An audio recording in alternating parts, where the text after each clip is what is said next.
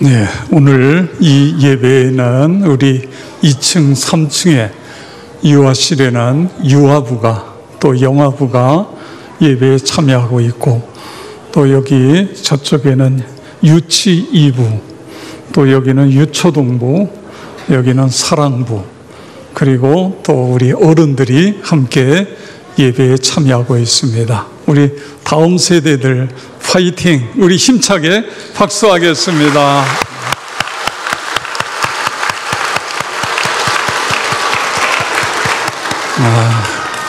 오늘 예배를 온 세대 예배에 그렇게 이름을 붙였습니다. 온 세대, 온 세상, 이런 표현을 쓰지요. 온 세대, 온 세상이란 모든 세대, 모든 세상, 그런 뜻입니다. 우리가 온 세상이 초록 색깔로 뒤덮였네요. 이것은 이 모든 세상이 세계가 초록 색깔로 뒤덮였다. 그래서 온 세대라고 하는 것은 우리 어린이부터 장년부까지 모든 세대가 함께 어우러져 예배를 드리는 것입니다. 저는 오늘 예배를 드리면서 너무너무 좋은 거예요. 우리 어린이들과 어른이 함께 예배 드리니까 참 좋아요. 여러분도 좋지요? 네, 그래요. 좋아요. 그래서 오늘 예배는 가족이라고 하는 가족의 초점이 맞춰져 있습니다. 그래서 이 시간에는 또 하나의 영상, 가족에 대한 영상을 잠깐 보도록 하시겠습니다.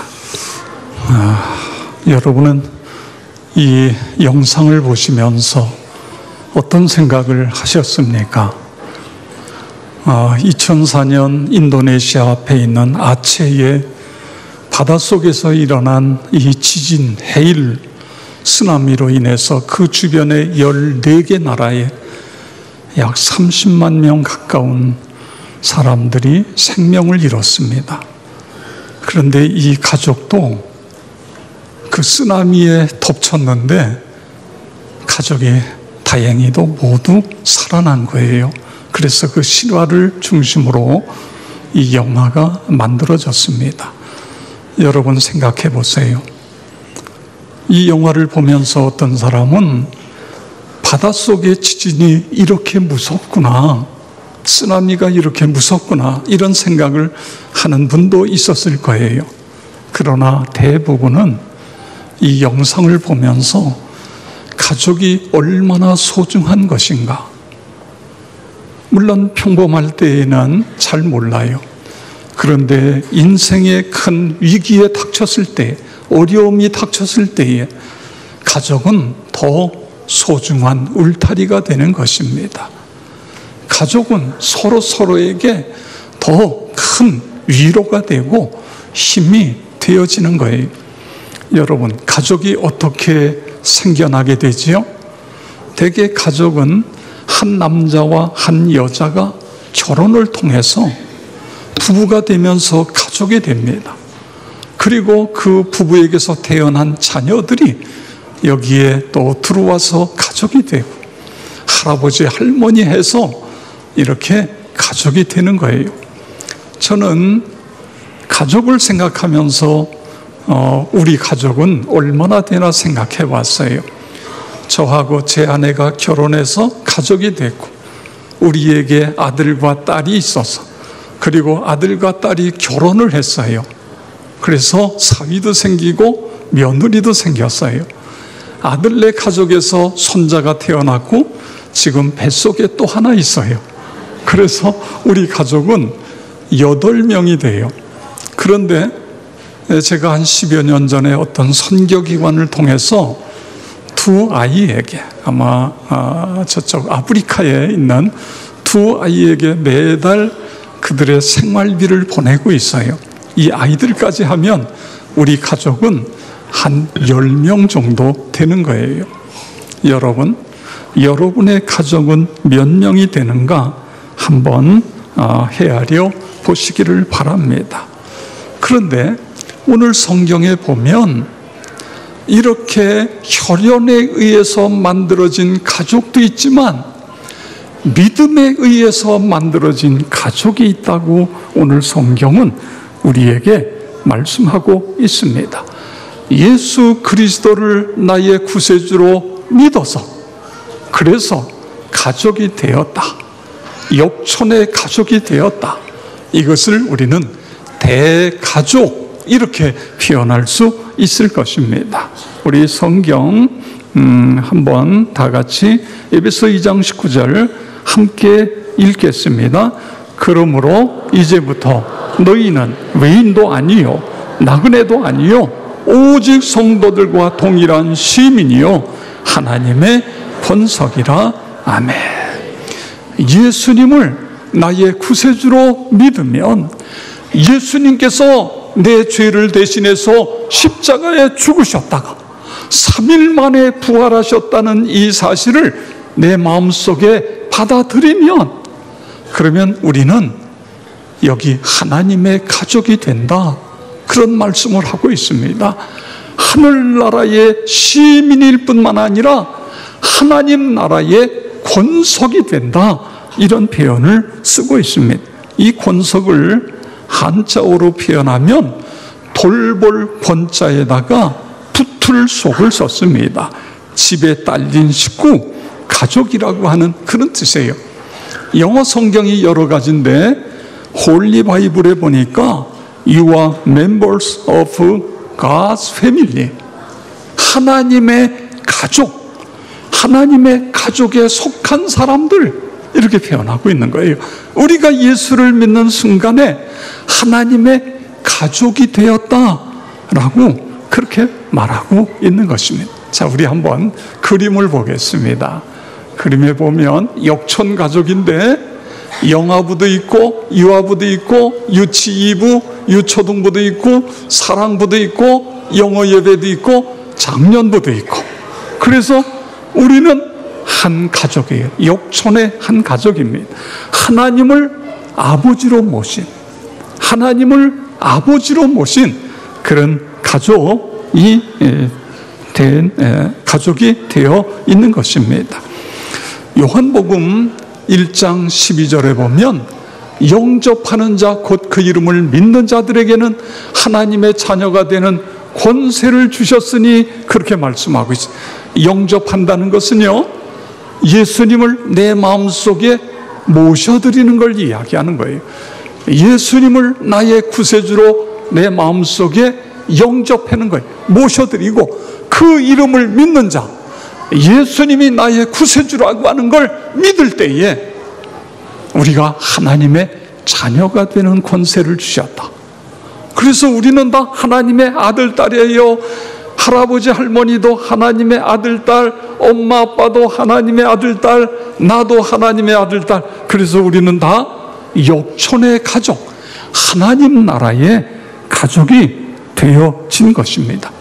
에베소서 2장 8절에 보면 너희는 그 은혜로 인하여, 여기 그 은혜라는 건 십자가와 부활의 은혜를 이야기하여 믿음으로 말미암아 구원을 얻었나니, 이 구원을 얻었나니 이것은 너희에게서 난 것이 아니라 하나님께로부터 난 것이다. 우리가 예수님을 믿었을 때에 하나님이 구원을 우리에게 선물로 주셨어요. 하나님의 아들, 딸이 되는 것은 선물로 주신 그런 말씀인 것입니다. 우리 어린이, 청소년, 우리 어른 여러분, 예수님이 하나님의 아들이시고 나를 죄에서 구원하신 구세주 믿으시기 바랍니다. 그렇습니다. 예수님이 내 죄를 대신해서 십자가에 죽으셨다가 3일 만에 부활하셔서 나의 구세주가 되셨다가 믿으시기를 바랍니다. 그러면 하나님이 아버지가 되시는 우리는 가족이 되는 겁니다. 가족. 그래서 우리의 시민권은 하늘에 있다. 빌립보서 3장에 보면 우리의 시민권은 하늘에 있다. 우리는 외국인도 아니고 나그네도 아니고 행인도 아니고 우리는 하나님을 아버지로 모신 하나님의 권속, 하늘의 시민, 하나님의 가족이 되었다. 그런 말씀이에요. 여러분, 가족은 어떻게 된다고요? 할아버지, 할머니, 아버지, 엄마, 그리고 우리가 가족인 거예요. 가족. 그런데 이 가족이 행복하려면 각자 해야 할 일이 있어요. 여러분, 어떻게 하면 우리의 가족이 행복할 수 있을까요? 성경은, 예수님은 우리에게 이렇게 말씀하고 있는 것입니다. 요한복음 13장 34절, 여기에 보면 새 계명을 너희에게 주노니 서로 사랑하라. 내가 너희를 사랑한 것 같이 너희도 서로 사랑하라. 우리가 행복한 가족이 되기 위해서는 서로 사랑해야 되는 거예요. 우리 자녀들은 부모님을 사랑하고 부모님은 자녀들을 사랑하는 거예요. 그럼 사랑하는 건 어떻게 하는 거죠? 그걸 에베소서 6장 1절에서 4절 사이에 어떻게 하는 게 사랑하는 것인지 기록하고 있는데, 우리 다 같이 읽겠습니다. 자녀들아, 주 안에서 너희 부모에게 순종하라. 이것이 옳으니라. 내 아버지와 어머니를 공경하라. 이것이 약속 있는 첫 계명이니 이로써 내가 잘되고 땅에서 장수하리라. 또 아비들아, 너희 자녀를 노엽게 하지 말고 오직 주의 교훈과 훈계로 양육하라. 아멘. 서로 사랑하기 위해서 우리 자녀들이 어떻게 해야 된다고요? 부모님께 순종하고 부모님을 공경해야 된다. 오늘 그렇게 성경은 말씀하고 있는 것입니다. 오늘 우리 어린이 사랑부, 우리 모든 우리 어린이들은 부모님을 순종하고 부모님을 공경하는 그런 사람들이 되시기를 바랍니다. 이걸 하나님이 너무너무 기뻐하신다는 거예요. 그래서 부모님께 순종하고 부모님을 공경하게 되어지면 오늘 하나님이 땅에서 잘 되게 해주시고 장수의 복을 주시겠다고 말씀하고 있습니다. 오늘이 무슨 주일이에요? 어버이 주일이에요. 우리 어린이 여러분, 그렇습니다. 부모를 공경하는 것은 사회 도덕의 기초화가 되는 거예요. 기초. 이 기초가 너무너무 중요하잖아요. 기초가 부실하면 거기에다가 건물을 지으면 건물이 금방 무너져요. 그런 것처럼 우리 이 사회가 부모님께 순종하고 부모님을 공경하고 효도하는 것은 이 사회의 기초와 같은 거예요. 이게 안 되면 우리 사회가 무너질 수 있는 거예요. 그래서 우리 어린이와 우리 어른들, 어떻게 하면 우리 자녀들이 부모님을 공경하고 부모님께 순종할 수 있는 자녀로 키울 수 있는가? 또 우리 자녀들은 어떻게 하면 그렇게 살아갈 수 있는가? 그래야 우리의 가정이 행복해지고 이 사회가 건강하고 행복한 사회가 되어질 수 있는 것입니다. 여러분, 그렇게 되어지기를 바랍니다. 그 다음에 서로 사랑하기 위해서 부모가 해야 될 일이 있다는 거예요. 4절에 보면 아비들아, 너희 자녀를 노엽게 하지 말고 오직 주의 교훈과 훈계로 양육하라. 그렇게 말씀하고 있어요. 첫째는 자녀들을 노엽게 하지 말라. 자녀들을 노엽게 하지 않는 건 어떻게 하는 걸까요? 여러분, 부부가 함께 신앙 안에서 기도하면서 어떤 자녀들을 교육하는 원칙을 세워야 돼.